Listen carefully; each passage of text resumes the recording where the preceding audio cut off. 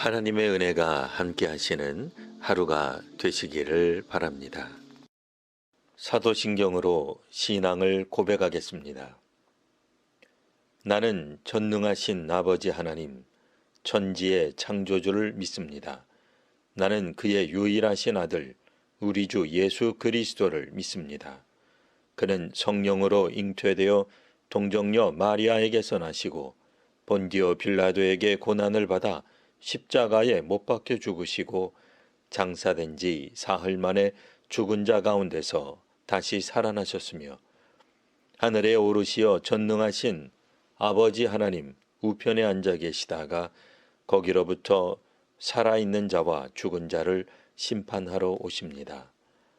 나는 성령을 믿으며 거룩한 공교회와 성도의 교제와 죄를 용서받는 것과 몸의 부활과 영생을 믿습니다. 아멘. 이제 다 함께 찬송하겠습니다.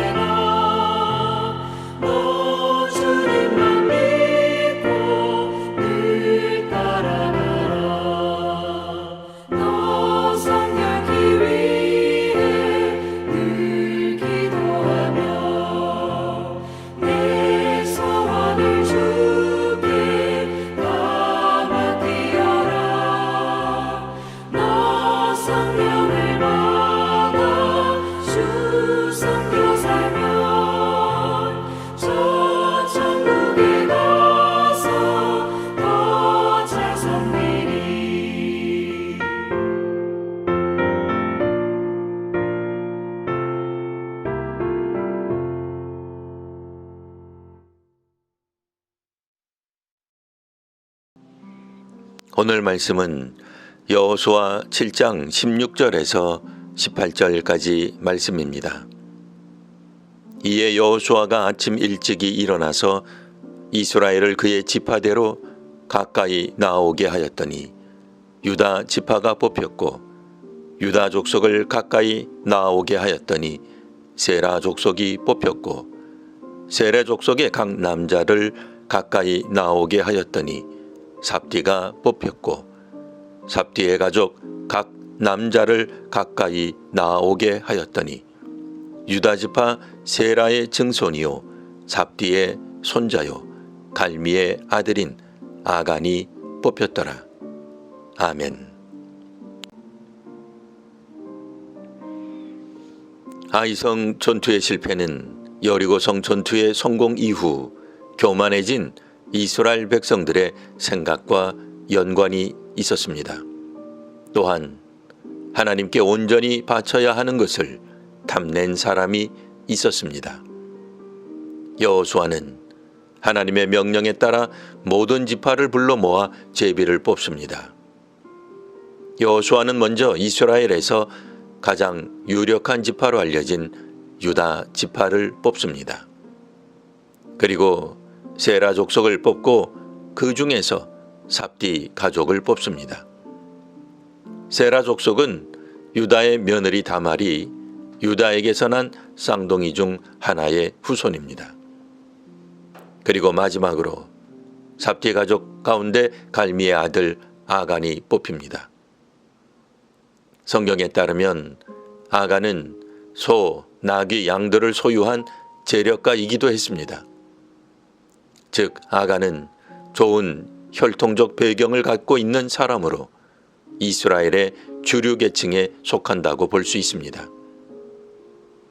하지만 이번 사건은 혈통적인 배경과 상관없이 하나님께 대한 불신앙이 그 사람을 언약 공동체에서 배제시킬 수 있음을 경고합니다. 여리고성에서 만난 라합은 창기라는 비천한 배경을 갖고 있었습니다. 하지만 라합은 하나님께 대한 믿음으로 언약 백성의 일원으로 포함됩니다. 반면에 아간은 이스라엘 백성 가운데 유력한 위치에 있었으나 불신앙과 불순종으로 인해 언약 공동체에서 축출됩니다. 이처럼 하나님의 백성이 되는 조건은 혈통이 아니라 신앙입니다. 아무리 좋은 혈통과 배경, 능력을 가지고 있어도 하나님의 소유권을 인정하지 않고 제 것으로 취하는 사람은 불순종하는 사람입니다. 하나님은 홍해를 건넌 이스라엘 백성들에게 십계명을 주셨습니다. 십계명은 하나님 사랑과 이웃 사랑의 내용이 담겨 있습니다. 하나님 사랑은 하나님 외에 다른 신을 섬기지 않는 것입니다. 이웃 사랑은 남의 것을 탐내지 않는 것입니다. 하나님은 광야에서 이스라엘 백성들이 만나를 먹을 수 있게 하셨습니다. 만나는 각 진영마다 매일 충분히 내렸습니다. 그러니 남보다 더 많이 소유하지 않아도 되었습니다. 먹고 사는데 아무런 문제가 없었습니다. 하나님이 각자에게 주신 것으로 만족하며 살면 되었습니다. 도둑질할 필요도 없고 이웃의 아내나 종이나 소유를 탐할 이유도 없었습니다. 자신의 삶이 하나님이 허락하신 것이듯 타인의 삶도 하나님이 허락하신 것입니다. 죄와 욕심으로는 거룩한 전쟁을 치를 수 없습니다. 가나안에서 이스라엘 백성이 보여줄 사명은 거룩한 전쟁을 치르는 것입니다. 죄와 부정은 거룩하신 하나님과의 관계를 위협하는 요소입니다. 그렇기에 이스라엘 백성은 죄와 부정으로부터 자신과 공동체를 지켜야 합니다. 왜냐하면 그곳에 거룩하신 하나님께서 임재해 계시기 때문입니다. 거룩한 전쟁의 성공과 실패는 하나님의 임재에 달려 있습니다. 신약성경 사도행전 5장에 나오는 아나니아와 삽비라의 이야기에서도 같은 주제를 살펴볼 수 있습니다. 아무도 모르게 은밀하게 감추었다 하여 드러나지 않는 것이 아닙니다. 하나님께 바쳐진 것을 탈취한 행동은 개인과 공동체의 파멸로 이어질 수 있습니다. 여호수아는 아간과 그 가족들과 그의 소유물 위에 돌무더기를 쌓아 장사를 지냅니다. 죄 문제가 해결되자 하나님께서는 이 진노를 그치십니다. 그리고 아간과 그 소유물이 묻힌 그곳 이름이 아골 골짜기, 즉 괴로움의 골짜기가 됩니다. 탐욕은 하나님 나라와 거리가 있습니다. 헌신과 순종, 거룩과 성결함으로 하나님 나라를 바라보는 오늘의 성도와 한국교회가 되시기를 기원합니다. 기도하겠습니다. 하나님, 나름 유명한 가문 출신인 아간은 은밀하게 아무도 모르게 범죄하였으나 결국 이스라엘 신앙 공동체에 위기를 가져왔음을 읽었습니다. 겉모습만으로는 속사람을 알 수 없으며 믿음의 순종은 혈통이나 신앙적 배경과는 상관없음을 깨달았습니다. 남의 것을 탐하고 도둑질하는 일이 공동체를 무너뜨리는 중한 범죄임을 압니다. 아간의 잘못으로 하나님의 백성이 억울하게 죽는 일이 발생하였음을 읽었습니다. 이스라엘이 앞으로 나아가려면 반드시 이 문제를 해결해야 했습니다. 거룩한 전쟁을 치르는 모든 신앙 공동체로 하여금 거룩과 성결을 사모하게 하옵소서. 하나님을 하나님으로 인정하며 주의 말씀과 계명에 순종하는 거룩한 사람과 교회가 되게 하옵소서. 탐심은 하나님의 진노로 개인과 공동체의 파멸을 가져올 수 있사오니 탐심에서 벗어나 하나님이 공급하시는 은혜와 평화에 만족하는 저희가 되게 하옵소서.